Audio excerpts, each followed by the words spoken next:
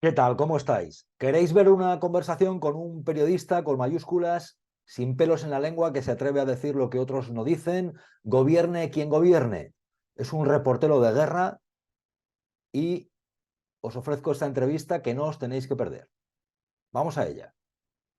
Para mí es un honor saludar a Gervasio Sánchez, reportero de guerra, periodista con mayúsculas, compañero de hace muchos años. Gervasio, ¿qué tal? ¿Cómo estás?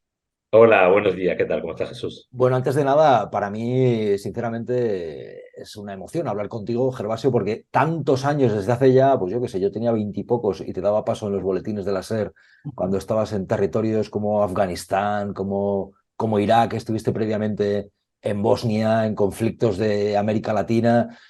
A mí cuando me preguntan por periodistas grandes, siempre me acuerdo de los periodistas que habéis sido y sois reporteros de guerra, que os atrevéis a estar donde otros no nos atreveríamos o sinceramente creo que nos quedamos muy pequeños ante lo que hacéis. Y por eso para mí siempre es un honor hablar con Gervasio, con el que las charlas que he tenido siempre acaban hablando del periodismo, de cómo está el periodismo, de lo mal que ha acabado estando el periodismo. Pero bueno, y vamos a hablar de esto, muy críticos con el periodismo, también con el aumento del gasto en armas que está habiendo en los últimos tiempos, de conflictos. Y por supuesto también de Gervasio, de vidas minadas, 25 años, que yo creo que es un claro ejemplo de lo que está ocurriendo pues con el material de defensa, con el armamento y con las víctimas, ¿no, Gervasio? Antes de nada, preguntarte, ¿estás en Zaragoza? Y preguntarte cómo ves la situación en general, ahora mismo en España. Estoy en Zaragoza después de 2 semanas de ir de un lado para otro presentando el libro Vidas Minadas 25 años. La exposición está aquí en La Lonja, que es justo un lugar espectacular, al lado del Pilar, y además se ha inaugurado justo coincidiendo con la fiesta del Pilar, con lo cual aseguro que habrá 50.000 o 60.000 visitas más de las habituales que hay en La Lonja, que son muchas, ¿no? La verdad es que vivimos momentos de nuevo muy, muy complicados. Yo llevo 40 años trabajando como periodista en zona de conflicto y la verdad es que siempre ha habido épocas durísimas, ¿no? Y complicadas, y cuando parecía que la Guerra Fría se iba a acabar al final de los 80, a principios de los 90, empezó la desintegración de la antigua Yugoslavia, la desintegración de la Unión Soviética, cuando estos países, digamos, alcanzaron una paz ficticia, porque en realidad las guerras no acaban cuando se firma un trozo de papel. Empezaron los conflictos africanos durísimos, ¿no? De Ruanda, de Somalia, de Sudán. Bueno, Sudán lleva 50 años en guerra y la verdad es que Oriente Medio también parecía que a mitad de los 90 iba a alcanzar la paz con los acuerdos de Oslo, y vemos ahora la situación que hay entre israelíes y palestinos. Y bueno, y se complican luego las cosas. La guerra de Ucrania y Rusia también es una guerra que evidentemente no empezó el año pasado, porque empezó en el 2014, el año que viene hará 10 años, pero que en estos momentos tiene un gran impacto en las economías mundiales, no solamente en las economías europeas, porque los europeos solamente nos preocupamos de lo que pasa alrededor nuestro cuando nos impacta directamente en nuestro bolsillo. Somos muy ombliguistas, pero si a nosotros nos golpea duramente la subida de los carburantes, que los oyentes de este, o los televidentes de este programa se pongan a pensar qué está pasando en África, ¿no? Cuando los precios de los productos básicos de primera necesidad se disparan al doble y al triple, ¿no? Y eso impacta durísimamente contra la gente más empobrecida y la gente que lo está pasando peor. O sea, que vivimos un momento de nuevo complicado y con un problema serio de falta de liderazgo. La Unión Europea no tiene líderes, tiene personajes que son verdaderamente mediocres, sin una visión clara de lo que es el mundo, sin llamar a las cosas con su nombre solamente en función de los guiones políticos, realmente con una diplomacia verdaderamente sorprendentemente mediocre, parecida a la que había en los años 90. Estados Unidos realmente no cumple el papel que tenía que cumplir, ni con Trump, ni con Biden, ni con Biden, ni con Trump, ni siquiera con Obama, porque algunas veces creemos que algunos gobernantes han sido mejores que otros, ¿no? Pero yo recuerdo cuando Obama se marchó, le decía a todo el mundo, Obama ha sido el que más expulsiones en caliente ha aprobado en Estados Unidos como presidente, o al menos en sus 8 años de periplo, y nadie lo quería criticar. Y ahora mismo, realmente, estamos en un momento sorprendentemente jovial para la gran industria armamentística, ¿no? Estamos vendiendo más armas que nunca, los presupuestos de defensa se van a disparar y las empresas armamentísticas se están forrando. O sea, solamente el impacto del conflicto que empezó, la parte del conflicto del sábado en Oriente Medio, cuando los extremistas y terroristas de Hamas asesinaron a civiles en Israel, ha provocado una subida del patrimonio de las empresas armamentísticas escandalosa. Pero claro, las empresas armamentísticas no solamente son empresas armamentísticas, son empresas financiadas por bancos. Las autorizaciones son por gobiernos democráticos, ¿no? Que violan sistemáticamente las leyes de control de armas que los parlamentos europeos aprueban y también grandes empresarios. O sea que es un tema realmente complicado y donde estoy viendo que no hay ni siquiera ningún tipo de vinculación de gente con dos dedos de frente que le llame a las cosas por su nombre y que busque menos impacto bélico en diferentes zonas del mundo y más búsqueda de soluciones políticas. Yendo por partes, Gervasio, a ver, yo siempre digo, incremento del gasto en armas, ¿no? Que es algo que hay que contar, gobierne quien gobierne, hay que dar información, si alguien busca algún tipo de sectarismo, que busque en otra parte. Aquí estamos para contar lo que está ocurriendo y lo que está ocurriendo, gobierne quien gobierne, es verdad que tenemos un incremento muy potente en el gasto en armamento en España, aprobado por el gobierno español, con compromisos con la OTAN, está ahí. Pero es verdad, estamos en ese tiempo en el cual se está incrementando, ¿no? El gasto en la industria de defensa, ¿no? El negocio de la industria armamentística en España es un escándalo desde hace muchísimos años. Vamos a ir por partes. En la época de Felipe González, que parece que estamos hablando del Paleolítico Superior en España, pero estamos hablando de momentos de la democracia española, Felipe González autorizaba armas, alijos de armas, porque lo hacían de manera casi clandestina. Iban armas nuestras a Irán y a Irak cuando estaban ensarzados en una guerra que duró 8 años y que produjo o que provocó 1 millón de muertos.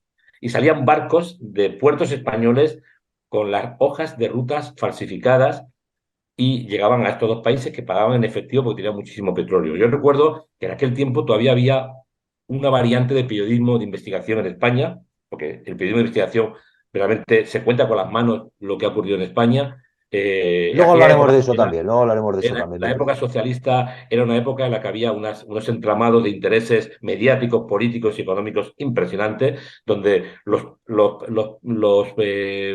grupos mediáticos cercanos al PSOE no tocaban jamás los temas que podían poner en entredicho el guión político de Felipe González, pero hubo una investigación, se descubrió este jolgorio y de alijos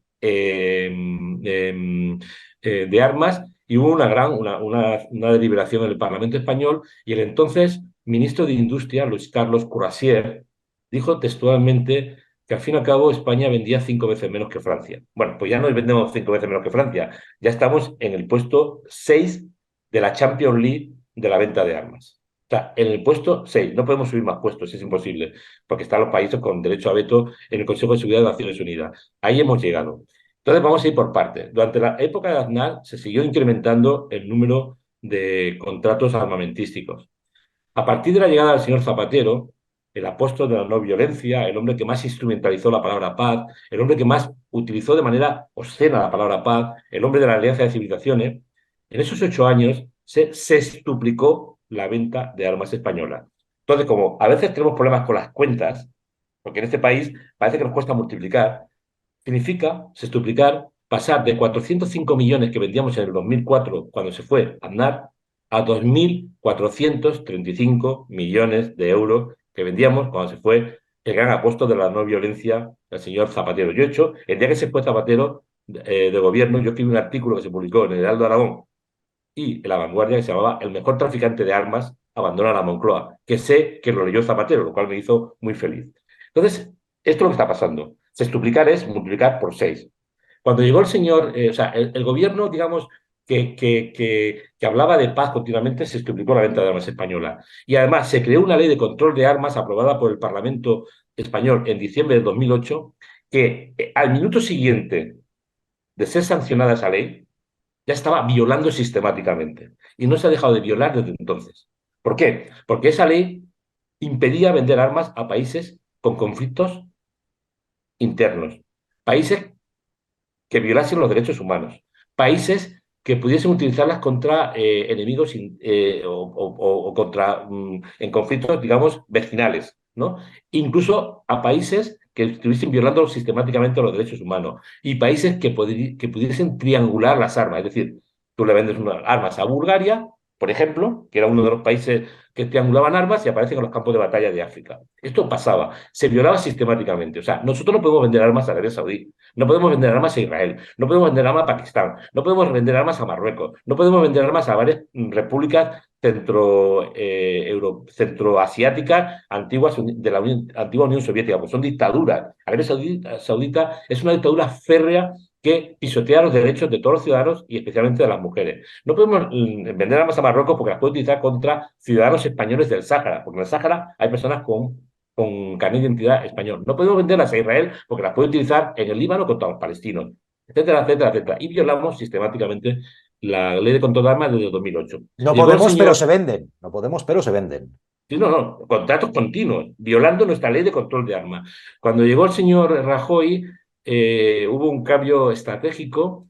Primero, todo esto depende del Ministerio de Industria, pero ya en el Ministerio de Defensa, el señor Rajoy colocó a un vendedor de armas, al ministro de Defensa, Pedro Morenés, que fue como meter a la zorra en el gallinero. Y en el periodo del señor Rajoy se duplicó lo que había sextuplicado el señor Zapatero. A ver si nos aclaramos. 405 millones vendíamos cuando llegó Zapatero, 4.400 millones vendíamos cuando se fue el señor Rajoy. Esos son los datos oficiales. Oficiales. En el 2010 ya nos convertimos en la sexta potencia del mundo en venta de armas. En el 2019 volvimos a recuperar con el señor Sánchez el control, digamos, el puesto número 6. Ahora vamos a Sánchez, si te parece, Gervasio, pero por aclararle, por si alguien está desubicado, ¿por qué decías que Morenés es como meter a la zorra en el gallinero? Yo hablo de Morenés, por ejemplo, en mi libro, no quieren que lo sepas, hablo de su vínculo con la industria de las armas, esa Bueno, puerta claro, porque giratoria, pero explícaselo un poco grosso modo a la audiencia. si tú metes a un ministro como ministro de Defensa, a un vendedor de armas, pues va a intentar por todos los medios promocionar en el Ministerio de Defensa la venta Es de decir, que armas. O venía sea, de esa industria y volvió a esa industria, vaya. claro, y volvió a Tenía esa industria. O ministerio. sea, es que fue como meter la zorra en el gallinero, te quiero decir. O sea, si tú quieres que las gallinas se mueran, mete una zorra y verás qué rápido se mueren. Entonces, realmente es un problema serio, digamos, digamos, de cinismo y de hipocresía generalizada. Llegamos a la época de Sánchez. Sánchez, en su primer año, las cifras se incrementan un 8,6%.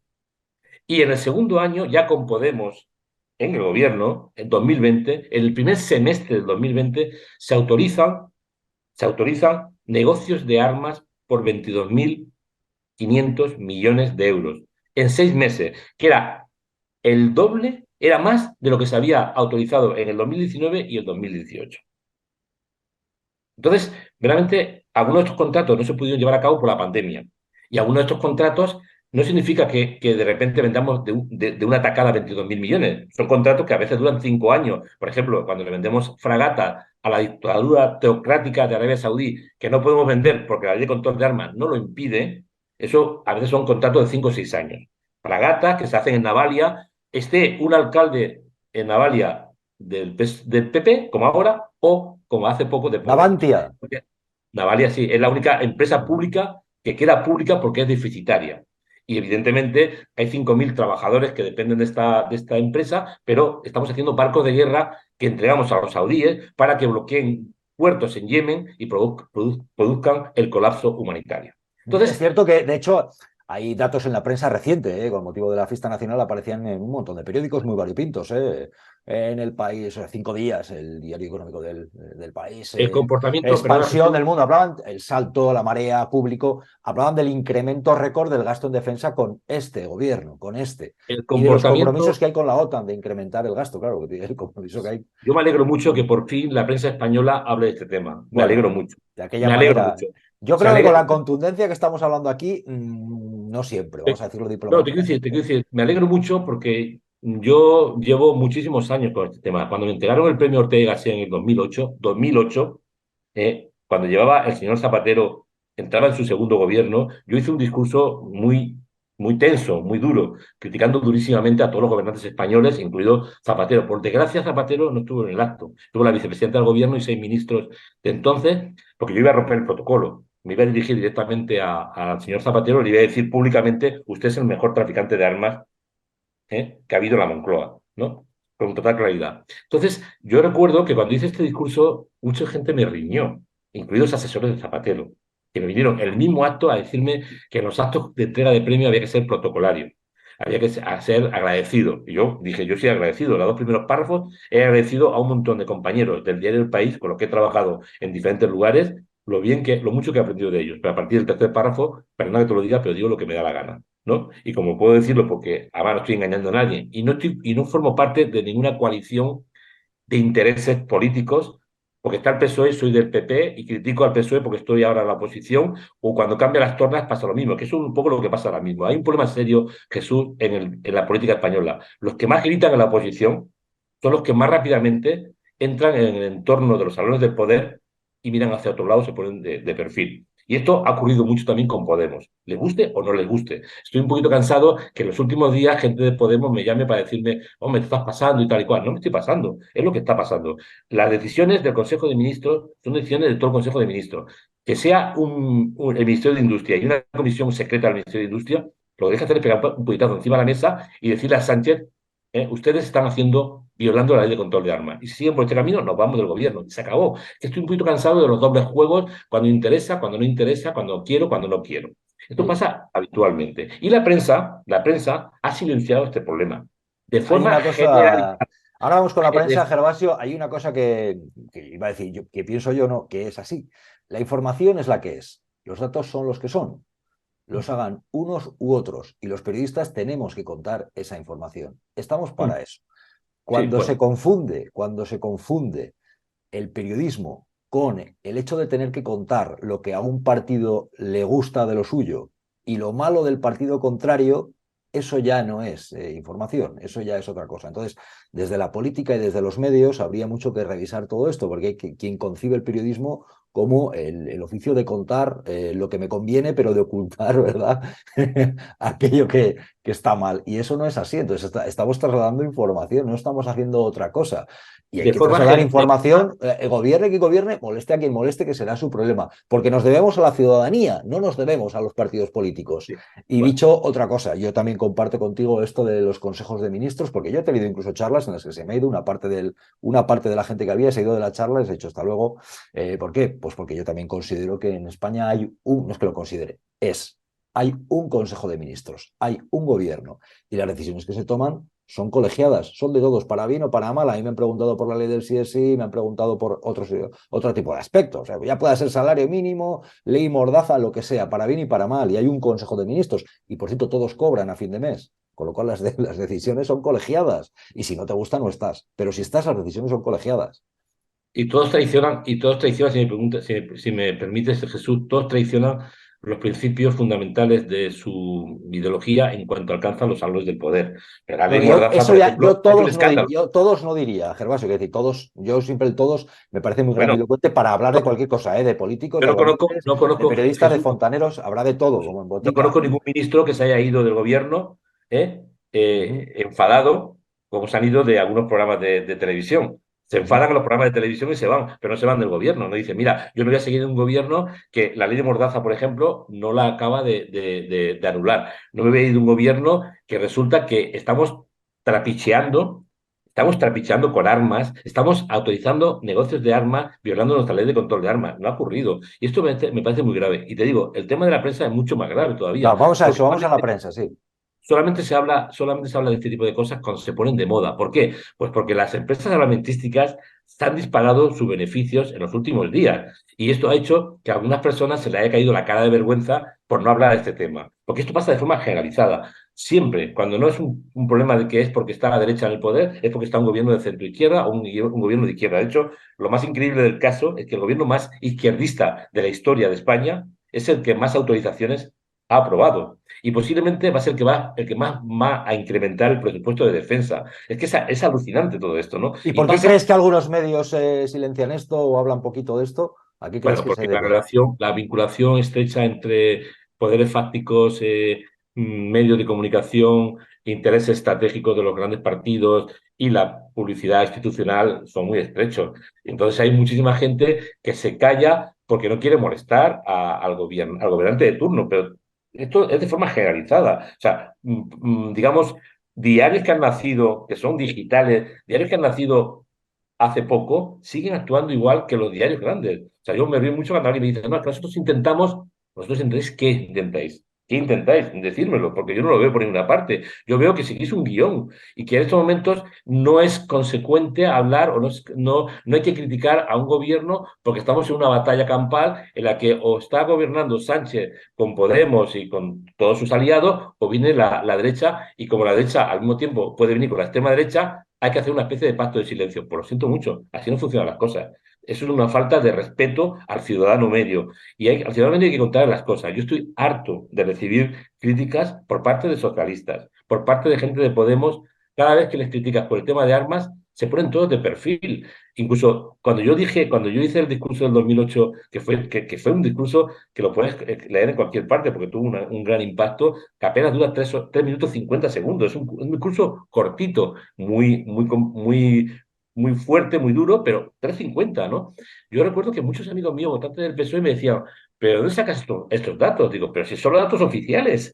Pero vete a buscar los datos oficiales, si no, no estoy inventando. Que has duplicado la venta, bueno, en aquel momento había duplicado la venta de armas española, Zapatero. Cuando yo hice el discurso del 2008, había duplicado, acabó sextuplicando. ¿Y los, Esto ya sería. Gervasio, y los del PP y Vox son fans tuyos o qué? No, no, porque no, pero el PP, yo al PP también le he criticado durísimamente con el tema de armas. O sea, ha sido generalizado. Te acabo de decir Sí. que el PP llegó al poder y pusieron a la zorra en el gallinero con Pedro Morenés. Pero es que incluso he criticado durísimamente a los gobernantes en el tema de armas, al menos desde el 2008 he criticado a todos los gobernantes, porque me parece bastante sorprendente que esta cosa no se aclare, no se hable. Es muy difícil encontrar debates sobre este tema. Yo lo he planteado, ¿eh? Yo he llamado a directores de medios para decirle, oye, hay que hablar del tema de armas. ¿Pero qué pasa cuando se habla del tema de armas? Que son bancos aliados, o sea, bancos que tienen mucha relación con las empresas periodísticas, los que hacen los negocios de armas. Hace poco me preguntaba la radio vasca, ¿quién está ganando la guerra de Ucrania? Y yo dije, la industria armamentística vasca subvencionada por el gobierno vasco. Entonces, claro, se produjo una especie de bomba que caía del cielo, ¿no? Un silencio sepulcral de varios segundos, que en la radio es como una eternidad, y luego la periodista me dijo, jo, ha sido muy duro, ¿no? Digo, es que es así, es que la industria armamentística vasca se está forrando con la ley, con la guerra de Ucrania, porque va a incrementarse los negocios armamentísticos y están subvencionados por el gobierno vasco, pero no ahora, desde los años 90 hay subvenciones a las empresas armamentísticas del gobierno vasco. Todo esto hay que contarlo y hay que decírselo a los ciudadanos para que lo sepan y para que tengan una capacidad mayor de crítica política. Estábamos hablando de los medios, hablabas de un guión y hablabas de publicidad institucional. Yo intento escucharte para intentar aclarar por si algo queda. Publicidad institucional es la publicidad que viene de las administraciones públicas, ¿verdad, Gervasio? Y cuando hablas de un guión, ¿a qué guión se puede estar ateniendo un medio cuando cuenta determinadas cosas y oculta otras? A ver, yo lo que quiero sinceramente es que durante los años más bollantes del periodismo español, cuanto más dinero se ganaba en el periodismo español, donde se ha ganado millonadas, millonadas, estamos hablando de los años 80, años 90, se, digamos, se aceptó muchas prebendas de las grandes empresas. O sea, cuando Repsol, El Corte Inglés, Telefónica, BVA, BCCH, Caixa de Cataluña, La Caixa, Caja Madrid y otras cajas de ahorros metían publicidad en los medios de comunicación, de alguna forma intentaban que sus imágenes públicas quedasen totalmente, digamos, resguardadas. O sea, hay gente que cree que por poner institucionalmente dinero un dinero de un banco en un medio, el medio ya no puede hacerle crítica y lo consiguen, porque hay un cierto miedo a que si criticamos nos quiten el dinero que nos dan en publicidad. Y esto pasa también a nivel institucional. En España se ha distribuido la publicidad institucional en función de intereses políticos. Esto lo sabe hasta un niño de primaria, que ha habido partidos que han repartido en algunos medios y ha habido partidos que han repartido en otros medios, de manera regular, lo sabe todo el mundo, no en función de audiencias, sino en función de intereses políticos. Entonces, obliga un poco a ser cuidadoso, porque no es que el director de un medio o el redactor jefe de un medio sea un corrupto, ni mucho menos, pero encima hay una estructura que tiene muchos intereses, que está preocupada por mantener los beneficios y no quieren tener problemas con nadie. Por eso nos enteramos de la crisis bancaria con años de retraso, nos enteramos de los comportamientos vergonzosos de algunos empresarios con años de retraso, etcétera, etcétera. No es que el guión esté escrito, hay un guión que está escrito, es una especie como de situación de autocensura dentro de los medios de comunicación. Hay mucha autocensura, pero no hace falta que eso se lo vas a preguntar a cualquier periodista de cualquier medio y te va a decir, nosotros sabemos cómo tenemos que tocar determinados temas y qué temas no podemos tocar, o si los tocamos, lo tenemos que tocar de determinada forma. Esto es generalizado. No es que lo diga yo porque sea Gervasio Sánchez. Lo sabe cualquiera que tenga dos dedos de frente. Hay una diferencia que es saberlo y contarlo, atreverse a contarlo. Un matiz, no es que sean partidos que reparten, no, no, no, son gobiernos en los cuales hay partidos. Es importante lo de gobiernos porque es administración pública. Entonces, son Exactamente, gobiernos exactamente. que ejercen gentes de determinados partidos. Y Y son luego, gobiernos, y son gobiernos, la administración pública de un país, los que autorizan armas, violando la ley de control de y armas. luego otro dato, si me permites, cuando se reparte, vamos a decirlo, no siempre es con transparencia, no siempre es con transparencia y con equidad y justicia. Esa es Bueno, otra que es muy importante, ¿verdad? Bueno, dicho, queda. Dicho esto, por cierto, me parece también importantísimo poner en valor el trabajo de periodistas como Gervasio, que cuentan esto, pero que no vienen de cualquier sitio. Es decir, ojo, hablar de en YouTube también, en plataformas como esta, de conceptos como los que estamos tratando, de las armas, pues son palabras que habitualmente se penalizan, el algoritmo y demás no tiene muy a bien, pero lo estamos diciendo. Y hablar con gente como Gervasio es también hacerlo con gente que se ha jugado la vida en conflictos como Afganistán, Irak, Bosnia, en América Latina, insisto, y lo diré las veces que haga falta. Para mí son periodistas con mayúsculas. Y el periodismo además está ahora como está y lo está denunciando. Porque Vidas Miradas, Gervasio es también prueba de eso, ¿no? Yo creo que prueba de lo de siempre llevado al límite, que es que al final, ¿quién paga? Por la gente, las víctimas. mira, yo criticando de la manera que critico, no de ahora, porque tenga un nombre. Yo en los años 90, cuando gané mi primer premio en la Asociación de la Prensa de Aragón, me entregó el primer premio por la cobertura de la guerra de Bosnia, del acto institucional donde se me entregó el premio, se fueron bastantes personas, porque critiqué con dureza el comportamiento de los partidos de izquierda en el conflicto de los Balcanes, cómo se ponían al lado de un asesino, de un criminal como el señor Milosevic, ¿no? En contra de la población bosnia que estaba siendo masacrada. Y esto pasaba, y hubo gente que se enfadó conmigo porque yo los critiqué. Es un problema de ellos. Yo siempre he criticado he intentado ser siempre crítico porque me siento obligado. O sea, yo trabajo en contacto con el sufrimiento, con la gente que sufre las consecuencias de la guerra. ¿Quién es una persona que muere en una guerra o que es amputada en una guerra? Es alguien que no sabe ni por qué muere. La inmensa mayoría de la gente que sufre la guerra no saben por qué muere. Yo estoy harto de preguntarle a niños, a niñas, a mujeres, a hombres, a ancianos, ¿por qué está tu país en guerra? ¿Por qué está su país en guerra, señora? No tienen ni idea. Y en cambio, a miles de kilómetros ya hay gente haciendo negocios desde el minuto uno de un conflicto. O sea, desde el minuto uno del primer incidente que ha habido a partir del sábado, de nuevo en Oriente Medio, ya hay gente haciendo negocios con las armas, porque saben que se va a disparar la industria armamentística. Entonces, a las cosas hay que llamarlas por su nombre. A mí ahora mismo estoy presentando Vidas Minadas 25 años y no me interesa ser crítico, porque estas críticas, ¿sabes lo que ocurre con estas críticas? Que hay gente que ya no te invita.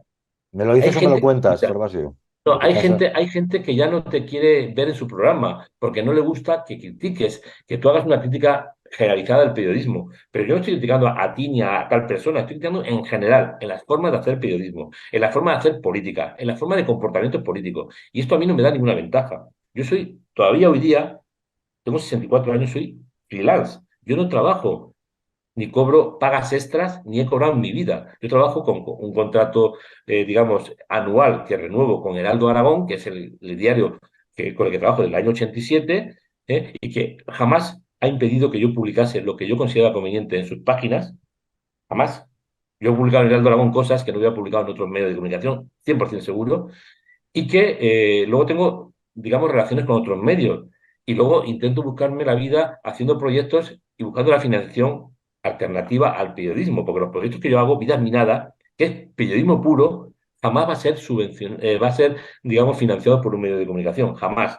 Tú vas al gerente de Prisa, o al gerente de unidad editorial, o al gerente de Vocento, o al gerente de Godó, o al gerente del Z, y le dices, quiero hacer un proyecto para ir a 7 países, 8, 9 países, a hacer una historia sobre el drama de las minas, y se descojona de risa en tu cara.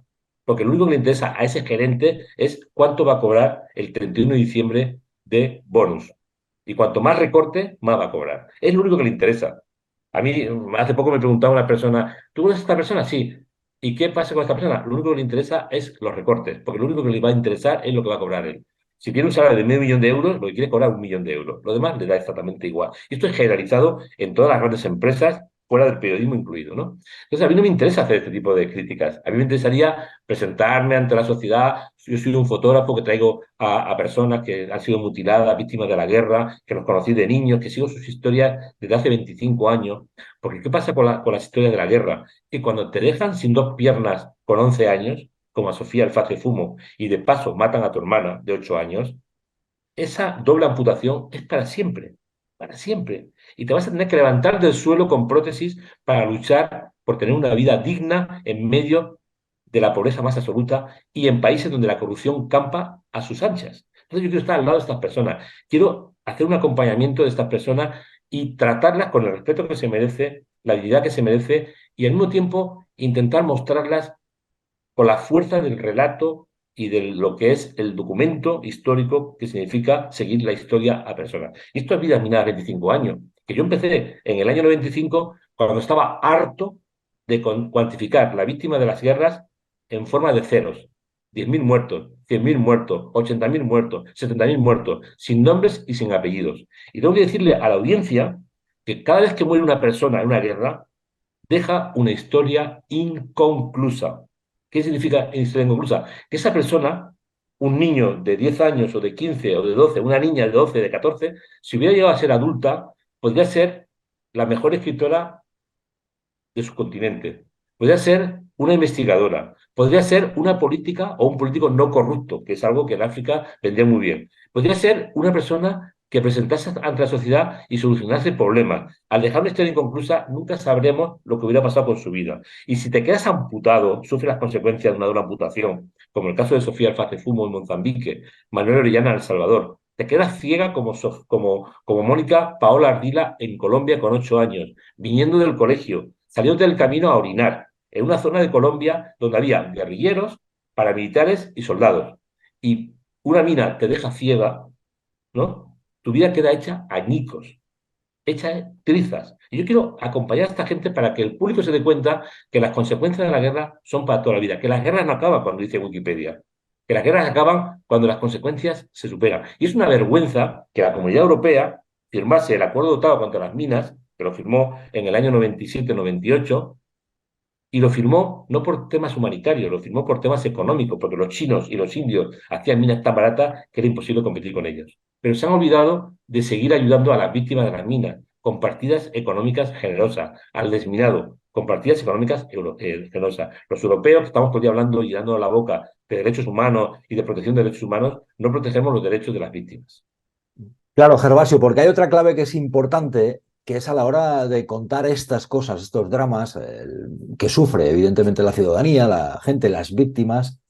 Ser testigos de eso cada vez es más complicado también con la precarización del oficio. Es decir, tú antes hablabas de los bonus de los jefazos, pero es evidente que también se asumen menos riesgos y menos costes laborales para enviar a gente como tú, reporteros de guerra, que en otro tiempo iban más a ese conflicto y daban testimonio de todo eso, porque también se ha precarizado el periodismo. Diré más, incluso se tiende a hacer un periodismo menos molesto, más edulcorado. Mira, yo te puedo asegurar que nunca ha habido grandes fases económicamente potables en mi vida profesional. Incluso en la época en que más dinero se ganaba con el periodismo, los recortes eran permanentes y las valoraciones a la baja casi siempre. De hecho, yo tengo guardadas en mi casa todas las facturas que yo he ido haciendo a lo largo de mi vida. Algún día quiero publicarlo. Esto que me valoró tal medio con tanto es esto. Esta es la cantidad. O sea, siempre ha habido una mala actitud por parte de los responsables para pagar decentemente a, a los colaboradores. Y yo siempre he sido una persona que me he defendido con las uñas. O sea, que he buscado e incluso he conseguido engatusar y he conseguido, digamos, que me aceptaran y me trataran con un poquito más de respeto. En los últimos años todo esto ya ha desaparecido. La gente joven O sea, yo recibo muchas llamadas telefónicas de gente joven que quiere ir a la guerra, que quiere ser periodista de guerra, que quiere hacer periodismo en zona de conflicto. Siempre digo que aparte de que no hay que mitificar la guerra, porque la guerra no tiene nada de mito, la guerra es un desastre absoluto, van a tener muchas dificultades para poder trabajar, gastar y luego recuperar el dinero gastado, porque los equilibrios económicos siempre son a la baja. Es muy raro que un periódico te pague el dinero que tú vas a gastar en una cobertura. Por ejemplo, ir a Ucrania hoy día te obliga a hacer una serie de gastos. O sea, el hotel, los trenes, las comidas es lo más barato, pero trabajar en las zonas de conflicto en Ucrania te obliga a tener un coche, un conductor y un traductor al que le vas a tener que pagar entre 400 y 500 euros al día. Y esto lo puede hacer una empresa con una estructura económica, pero nunca lo va a poder hacer un periodista freelance, a no ser que trabaje 24 horas al día con 12 medios distintos, ¿no? Es muy complicado. Y las empresas cada vez lo hacen menos. Sí, ¿no? Y cada vez está todo más en función, de nuevo, del guión mediático. Es decir, ahora mismo todo el mundo querría tener gente que le solucionase el problema, eh, digamos, de informativo en Gaza. Ahora todo el mundo está como loco buscando gente en Gaza. Pero claro, si tú no tienes corresponsales permanentes en Gaza, cuando pasan estas cosas, no te pueden informar. ¿Quién está informando bien de lo de Gaza, dentro de Gaza? Pues los medios de comunicación que tienen permanentes equipos en Gaza, que son a veces locales, son fotógrafos, escritores, camarógrafos palestinos que viven en Gaza, que son gazaríes, o incluso a veces equipos permanentes formados por oficinas, como por ejemplo, como tiene la BBC, la CNN, AP, o Reuters o France Press. Entonces, estamos un poco en función de este tipo de situaciones, ¿no? Y hace muy difícil que pueda haber una calidad informativa en una mayor parte de los medios. Ahora mismo hay periódicos que tienen, sí, tienen periodistas corresponsales en Jerusalén y se pueden acercar a ver qué pasa cerca de la frontera, pero no tienen en Gaza. En Gaza tienen personas a las que pueden llamar y cada vez va a ser más difícil porque ya no hay ni siquiera luz, se están cayendo todas las comunicaciones, pronto no va a haber internet. Entonces, esto es el periodismo. El periodismo es cubrir conflictos, cubrir historias con equipos preparados. Da igual que se haga en el Quinto Pino cubriendo una guerra o se haga al lado de tu casa haciendo periodismo de investigación. Lo lógico sería que un periódico tuviese un equipo de periodistas de investigación que investigaran las contradicciones del poder, los temas escondidos, ocultos del poder político, del poder económico. Pero eso entraría en colisión directa con los intereses mediáticos. Con el interés de los que pagan, que a fin de cuentas ahí está la clave, ¿verdad? Gervasio, a modo telegráfico prácticamente, lo más breve que podamos, respuestas a lo siguiente. Primero, Vidas Minadas, ¿dónde vas a estar próximamente o dónde la gente puede seguir tu obra? Bueno, Vidas Minadas, el libro lo voy a presentar la semana que entra en Córdoba, el 17 de octubre, el 18 de octubre en Sevilla y el 6 de noviembre en Bilbao. La exposición físicamente está en Zaragoza hasta el 7 de enero. Como va a venir mucha gente para la fiesta del Pilar o las próximas semanas, la verdad es que vale la pena visitarla en La Lonja porque es donde yo la he ideado. La exposición se hizo para meterla en La Lonja y ahora luego va a haber una itinerancia. La itinerancia empieza en Madrid en el Ciclo de las Artes el 24 de enero, donde se inaugura, y luego el 29 de mayo va al Palau Robert de Barcelona y en septiembre finales va a Valencia al Museo Lecno, que está considerado el mejor museo de arte contemporáneo de Europa este año, ¿no? Y luego vamos a seguir, ya llegaremos hasta el principio del 25 y ahora espero que en las próximas semanas pueda cerrar todo lo que es la itinerancia del 25. O sea que la exposición va a durar en cartel por lo menos 2 años y medio, 3 años, ¿no? Es una exposición muy grande que ha costado mucho esfuerzo, que además está hecha con película tradicional, con negativo, como se hacía antes, y los tirajes de las fotografías están hechas por el mejor laboratorista que hay en España, que es Juan Manuel Castro Prieto, aparte de ser Premio Nacional de Fotografía. Las digitalizaciones están hechas por David Vicente, que es un genio de la digitalización. El diseño gráfico está hecho por Paco Gómez, que es un gran diseñador de exposiciones. Y mi editor, Leopoldo Blume, pues el que ha hecho la puesta del libro. El libro es un libro grande, pesa 2 kilos 850 gramos, el libro tiene 304 páginas, pero yo creo que es un libro potente, vale 60 euros, pero cuando lo veas, si lo tengas en las manos, vas a darte cuenta de por qué vale 60 euros, ¿no? Está muy bien impreso, lo ha hecho la imprenta Brizolis, que es la mejor que hay para mí, el blanco y negro en España. Y bueno, estoy muy contento de él. La verdad es que es un libro que me ha costado sudor y lágrimas, porque cuando uno se da cuenta de cómo ha sido la vida de estos protagonistas, también hay lágrimas. También uno lagrimea muchas veces por el dolor ajeno, pero vale la pena, ha valido la pena, estoy muy contento y de hecho estoy pensando en preparar los 50 años de Vidas Minadas para 2047. Hay que ser siempre optimista. Y Exactamente. agudeza visual y también periodística para lo siguiente, para que tengas ojo, para que te sueltes y te atrevas a decir lo que quieras decir sobre lo siguiente. Si tuviera que pedirte un titular prácticamente o muy poquito más sobre las siguientes cuestiones, algunas hemos hablado, otras te voy a pedir un titular o muy poquito más sobre lo siguiente. A ver, el periodismo actual, ¿cómo lo definirías? ¿Cómo está el periodismo? A modo de Bueno, antes de titular. nada, discúlpame un momentito, Sí. te diré que el libro ha sido prologado por gente muy interesante. Irene Vallejo me ha hecho un prólogo, me ha hecho un prólogo el periodista John Lee Anderson del New Yorker, me ha hecho un prólogo David Reeve, que es un periodista hijo de Susan Sontag, me ha hecho un prólogo Patricia Nieto, Carmen Sarmiento me ha hecho otro prólogo, mi hijo Diego, que tiene 25 años, me ha hecho otro prólogo, José Santa Creu, que hasta hace poco era el consejero delegado de KV, que ha sido fundamental esta empresa para hacer este proyecto. También ha estado implicada Iberia y Euskal Fondoa, con lo cual estoy muy contento de toda la coalición que hemos hecho de medios económicos, ¿no? Porque para hacer un proyecto de este calibre, viajar a 9 países varias veces, países como Irak, Afganistán, Camboya, Mozambique y Angola, y El Salvador, Nicaragua, Colombia y Bosnia, tienes que tener dinero, si no, no puedes viajar. Y ellos me han ayudado muchísimo comprándome obra como DKV Seguro para su colección de arte contemporáneo. Iberia me ha dado todas las facilidades también, o sea que estoy muy contento. El periodismo actual. El periodismo actual está muy alejado de lo que al menos yo entendí en la universidad que era el periodismo, que era vigilar a los poderes fácticos, vigilar al poder político y al poder económico.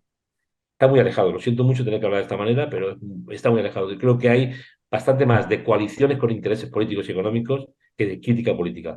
Y esto hace que muchas veces los medios de comunicación tengan una mala visión pública, que los periodistas a veces sean insultados, yo creo que injustamente por parte de la ciudadanía, que los periodistas estamos vendidos al poder político y al poder económico, cuando mis mejores amigos han muerto ejerciendo el periodismo con mayúsculas, ¿no? Me da mucho, me duele muchísimo, ¿no? Pero es verdad que aunque hay muchos periodistas en los medios que intentan hacer muy bien su trabajo y lo hacen, saben muy bien claramente que a veces tenemos serios problemas para encontrar una salida, una salida a todas las contradicciones que se producen cada día en la mesa de dirección de un periódico. Yo cuando viví que me quitaran de un programa y gobernaban unos, gobernaba Rajoy, y mira que iba bien las mañanas de cuatro, luego viví que me quitaran de otro y gobernaba el PSOE y Unidas Podemos, además en la radio y televisión pública, después de que me llamaron para ir para allá y el programa iba bien. Lo que vi, lo que comprobé es que lo que no iba tan bien son los enjuagues que hacen por detrás, ¿verdad? Para entregar la cabeza de un profesional y lo que se mueve, que no es precisamente defender que a la gente le cuentes lo que ocurre. Interesan más ¿Sabes otro cuál es el tipo de problema, cosas, Jesús? ¿no? Que a ti te dan la libertad para elegir las personas que quieres que te acompañen, tú eres el que haces el guión, y cuando el guión no les gusta, lo Mm, cortan con total claridad. Da igual que se llame Podemos, que PSOE, que PP, que Vox o quien sea. Porque a mí me hace mucha gracia que ahora todo el mundo está preocupado porque Vox vaya a poder censurar determinados programas o determinadas funciones teatrales o determinadas, digamos, situaciones, y también lo está haciendo los partidos de izquierda. Lo que pasa es que, evidentemente, lo hacen de una manera mucho más colegiada, o mucho más con un trato, digamos, menos impactante. Lo anuncian menos. Te mm, cortan la cabeza, se acabó. Yo te voy a decir una cosa muy importante. Yo soy periodista de conflictos armados desde hace 41 años, o 42 años, porque empecé muy joven. He cubierto más de 26 conflictos armados, pero donde realmente es peligroso trabajar es en la sección local de un periódico. mm, Porque como te pases de la raya, te cortan la cabeza periodísticamente o en el siguiente eres, o simplemente si eres un colaborador innecesario, porque no les gusta tu tratamiento de los temas, no te renuevan el contrato y se quedan tan panchos. Y como lo hacen en función de su libertad profesional, pues te lo venden de esta manera. Mm.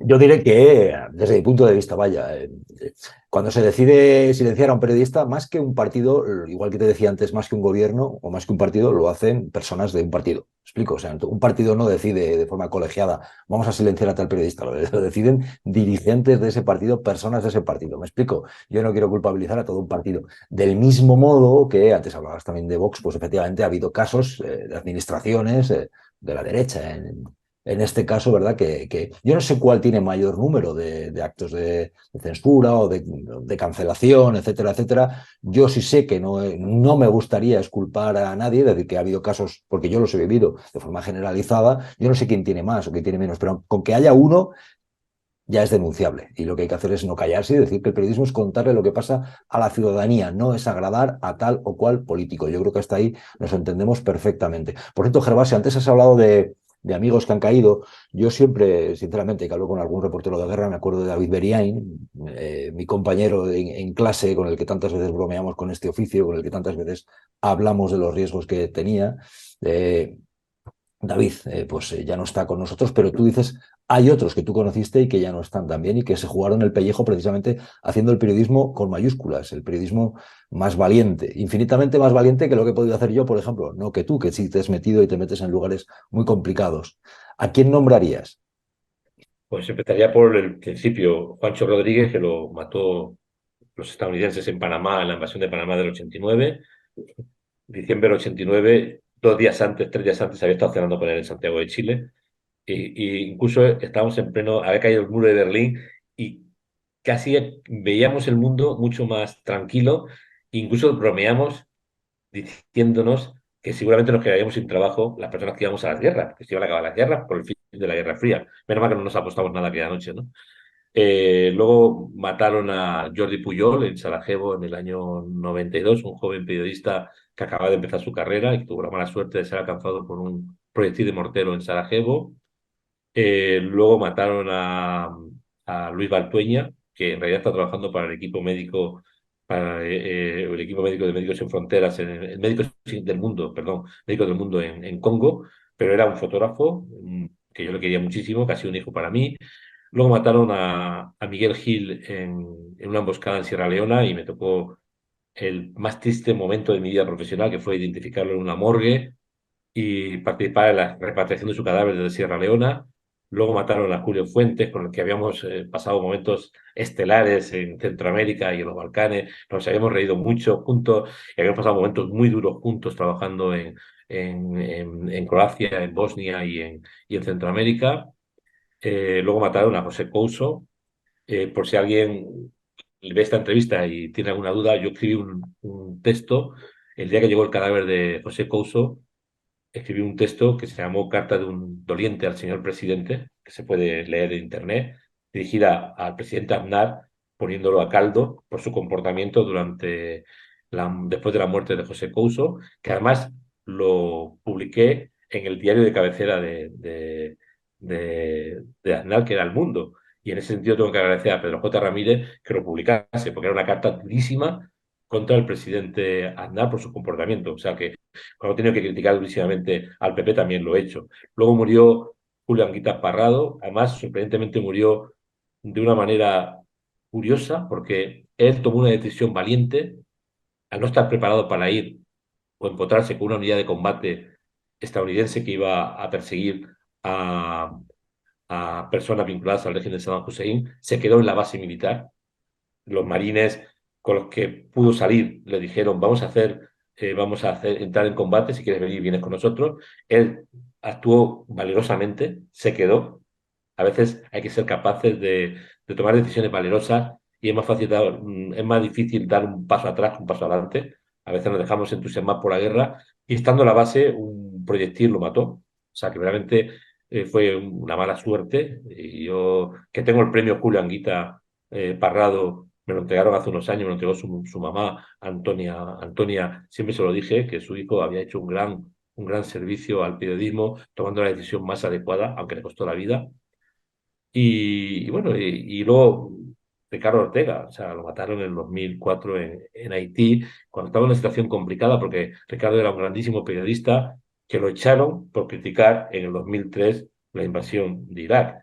Él trabajaba para Antena 3, era corresponsal en Estados Unidos y en aquel momento Antena 3 estaba totalmente coaligada al señor Aznar y los directores del medio lo echaron a un periodista tan fantástico como Ricardo, que había hecho un trabajo impresionante en Chechenia cuando era corresponsal en Moscú. De hecho, había estado de corresponsal en Moscú y corresponsal en Washington, ¿no? Las dos corresponsalías más potentes que hay. Y lo echaron y luego tuvo que empezar a trabajar como freelance. Estuvo a punto de venirse conmigo a Irak y seguramente si hubiera venido conmigo a Irak en vez de Haití estaría vivo hoy día. Se fue a Haití y lo mataron también, ¿no? Y luego el caso de David y de su compañero, ¿no? Que eran también grandes amigos y a los que realmente yo tenía bastante vinculación con los dos, pues nos habíamos encontrado en muchos sitios. Pues ya ves, y siempre es bueno, yo creo, dejar testimonio porque es gente que además, bueno, pues cayó, fue asesinada, haciendo una labor muy noble que es intentar trasladarle a la gente hechos, poner luz donde otros quieren oscuridad, ¿no? Que a fin de cuentas también eso es el periodismo. Gervasio Sánchez, como siempre, un placer hablar contigo. Lo habíamos hecho más a puerta cerrada, no tomando un café, pero esta charla, como se ve, no tiene desperdicio ni pelos en la lengua y yo te agradezco que estés ahí en casi lo que es mi segunda tierra, que es Zaragoza. Y cuídate mucho y seguimos hablando, que seguro que será así. Salud que haya, cuidémonos y que no nos quiten la sonrisa. Gervasio, un Y placer. muchas gracias Jesús y animo a todo el mundo que pueda a hacerse con este libro Vida Minera 25 años. Si venís a Zaragoza, os aconsejo que veáis a ver la exposición y luego os toméis unas muy buenas tapas en el tubo, vale la pena, y hasta pronto. Zaragoza es una ciudad maravillosa y de hecho yo también les animo a que si están en las ciudades o localidades que has nombrado o cerca, que se acerquen también a las charlas, que yo creo que también es bueno. Estás haciendo charlas, yo también tengo ahora, pues yo no paro también, es curioso porque en los medios de comunicación no dejan estar tanto, pero siguen llamando, yo también tengo por la... Estoy en Alcoy esta semana que viene, voy a estar también en Fuente Palmera, es que un montón de sitios, Cáceres tengo que estar. Voy a ir también a la Costa de la Muerte, a Malpica, tengo que ir a Herrera, en Sevilla, en fin, me voy a olvidar de alguno. Tengo que ir en mi tierra, voy a ir a Olvega, tengo que ir a Tarazona también, en Zaragoza. Un montón tengo también comprometidas que ya ni me acuerdo casi de todas. Seguro que me estoy olvidando de alguna, pero es imposible acordarse ahora mismo de todas ellas. Y es bueno que sigamos. La gente parece que todavía quiere que le contemos cosas y eso siempre es muy positivo. Gervasio Sánchez, un enorme placer, de verdad, y siempre aprendiendo contigo. Desde Muchas aquellos gracias tiempos me acuerdo Jesús. siempre, aquellas madrugadas en la SER, haciendo los boletines en las que Gervasio grababa sus crónicas con el satélite aquel que sonaba de aquella De aquella manera, manera. hace ya más de 20 años en territorios como Afganistán y todo eso, y ahí sigues y eso es muy importante. Gervasio, cuídate, salud que haya. Muchas gracias a todos. Un abrazo maestro. Chao.